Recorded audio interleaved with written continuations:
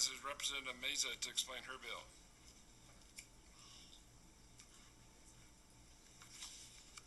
Good evening. Can't say good morning yet. No. Chairman, members of the committee, thank you for allowing me the privilege of introducing House Bill 4469 for your consideration. This House bill establishes a grant program and a task force relating to disaster issues affecting persons who are elderly and persons with disabilities. Historically, disabled and elderly persons have been at a far greater risk of being injured, traumatized, or even losing their lives during a disaster. Proactive planning on how to best address this issue is critical to saving the lives of Texans with disabilities. As disaster and emergency situations continue to increase in prevalence, it's clear that research and discussion are necessary to saving these people who are at risk. These can easily be overlooked during the chaos and the duress of an emergency. For instance, during Hurricane Harvey, disabled persons were disproportionately left behind by evacuation and crews, and later by rescue crews, because the rescue boats could not hold a wheelchair.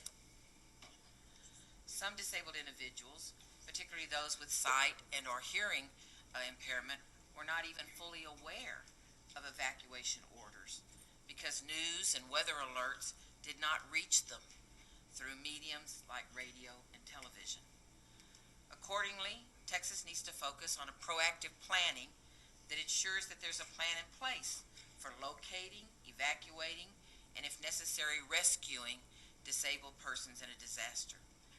This should be done before a disaster strikes, not during, not after. The grant will seek public and private funds to implement these strategies at first, and hopefully we'll be able to appropriate funds once more recommendations come back from the various efforts underway. With House Bill 4469, we'll have the infrastructure to begin receiving and administering these grants, which is necessary first step. I'm aware just within the past day or two, I've been told that there is a task force similar, the Texas Disability Task Force on Emergency Management, that was established in 2011. Their task with reviewing past disaster response efforts and making recommendations on how to improve in the future. The READY Act Task Force, established by this House Bill 4469, is proactive instead of reactive to put in place systems that can help prevent injury and loss of life in the disabled community. Both are valuable, both are necessary. My constituents and yours, particularly those who are elderly or disabled, will benefit from better care and support during potentially life-threatening disasters. Thank you, Mr. Chairman. I believe we do have some witnesses who would like to share some experiences with you, and I'll wait and welcome the opportunity to close after you've had an opportunity to hear from them. Sorry, thank you, Representative. Anybody have any questions for Representative Meza? All right.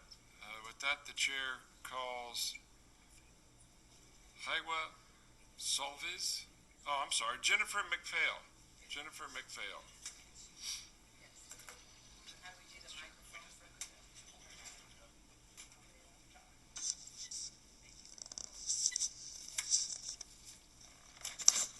Oh, sorry.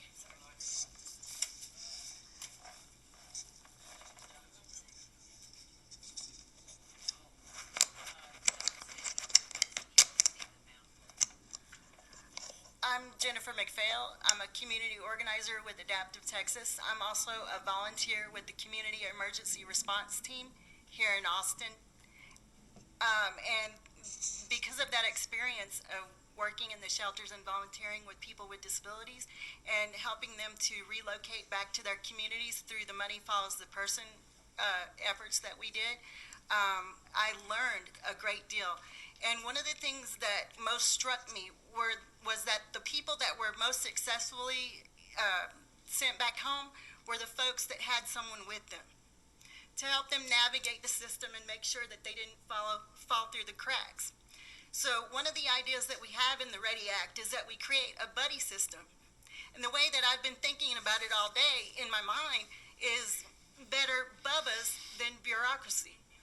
You want the guys or the ladies near you that can help you out in a relatively quick fashion discussion to be able to do so, because first responders are going to be taxed, and they're not necessarily going to be able to come out to you before the emergency hits.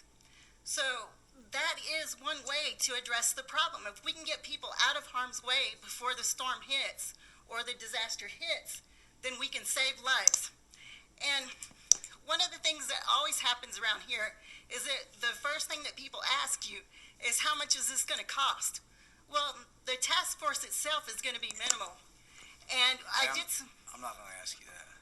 Okay, good. Well, I did some math last night, just in case y'all were wondering. And I found that the average Coast Guard rescue per person per hour ends up being $1,147. If you extrapolate that 10 people are rescued in 10 hours, and we know it's more than that, but if you extrapolate that way and you're conservative, then if we can get 10 people out of harm's way, we would have saved the state of Texas $114,700 just with the Coast Guard. Anybody that needs to be transported by C-130, that cost $7,600 per person per hour. If you extrapolate that out to the same 10 people per hour, or in 10 hours, which we know it's going to be more, then you would save the state of Texas $760,000. Now, if we plan, we can save lives and money and do this right, and honor the people who've died, and honor our mothers and fathers, our sisters and brothers, our wives, husbands, and sisters as well. Thank you, ma'am. You should. I need to make sure you say your position on the bill. You're for or against it? I'm for it. That sounds good. I've seen you out there sitting here all day. I'm glad you got a chance to testify. Yes, sir. I've been looking forward to this quite a bit, because it was Joey and I that sat down. We had the ideas. We wrote it on paper. And thank God we got the representative to support it for us. Very It's good. really a good thing. And if we can get this done, it would really mean a lot, because it's one of the first times that any community has done anything like this, and we could set the standard once again for the rest of the country. Sounds Thank you. good. Members, you got any questions? Representative Clardy? Thank you, Chairman, and thank you for your testimony here today. I'm glad that you were looking at Chairman Paul, who's an engineer, when you started talking math, and not at Chairman Navarez and me, who are lawyers. That's Well, sir, probably- I'm assuming you got a little Bubba in you, so I was. I got a lot of, no, not a little. I got a lot of Bubba in me. Yeah, you see how at the beginning of the speech, I was looking right I at you? felt She it. identified the I Bubba, felt it. No, Travis. we connected from the get-go. Yeah. But I will tell you something else. The other person you connected with, now I want to brag on her a little bit, is Representative Meza, who I've gotten to know this session. She's doing a fantastic job, and I appreciate her bringing this bill. I do too. She's an advocate for your community, and I'm glad to have her a member of the Texas House. So am I. Thank you. And I hope every one of you will support the bill. It really will hopefully save a lot of lives. Chairman Navarez? Would it be all right with you if we voted your bill out tomorrow? It'd be kind of cool if you did it tonight. Oh. All right. All right, then just don't go nowhere. How's that? Okay, I won't go anywhere. I tell you what. Let's do this. I'm a horse trader. There's 4 more witnesses on the bill. I pretty much have an idea what they're gonna say. They don't say it because I think you said it all. We'll vote this bill out right now. How's that? That sounds good to me. All right. That's what I want to hear. Should we even testify? Okay, cool. Yeah, what do we do? Okay, hold on. We're gonna call you up, but everybody just don't do nothing.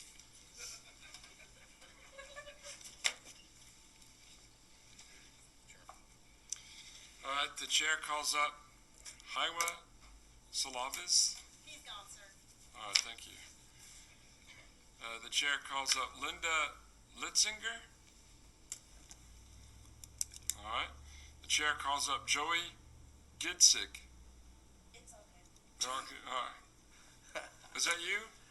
That's me. Well, you still need to come up. You have to come up. Just come up and say your name and your position on the bill. Sorry. All right. My name is Jerry Gitzig. I am very much for this bill. I represent Texas Democrats with Disabilities, and Jennifer said it all. All right, thank you. The chair calls up Jody Woodley. She's gone? Oh, I'm sorry. It's late. John Woodley. I'm John Woodley. I'm an advocate for disability access, and I'm for the bill. All right, thank you.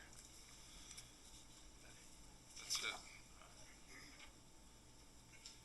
Yeah, call back Representative Meza to close on her bill.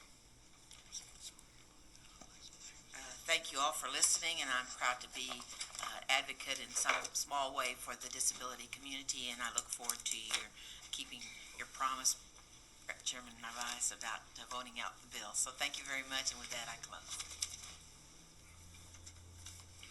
All right, don't go anywhere. Give me the one from the- That's what I'm looking for.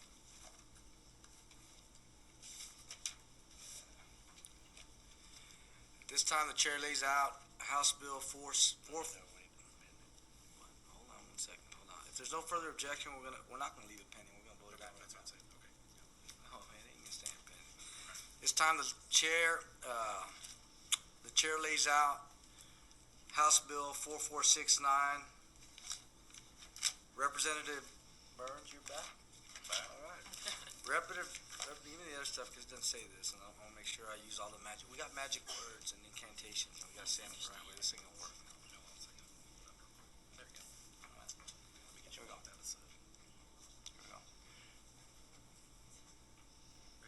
Representative Burns moves that House Bill 4469, without amendments, be reported to the full House with the recommendation that do pass and be printed. The clerk will call the roll. Navarez, Aye. Paul. Aye. Burns. Aye. Kalani. Marty. Aye. Goodwin. Aye. Israel. Lang. No. Tenderholt. You passed a bill. Well, thank you. The committee, great job. And in the language that I've learned from the disability community, I think this is like yay, and this is thank you. You're welcome. Thank you. There being 6 ayes and 2 nays, the motion prevails. Thank you. Congratulations.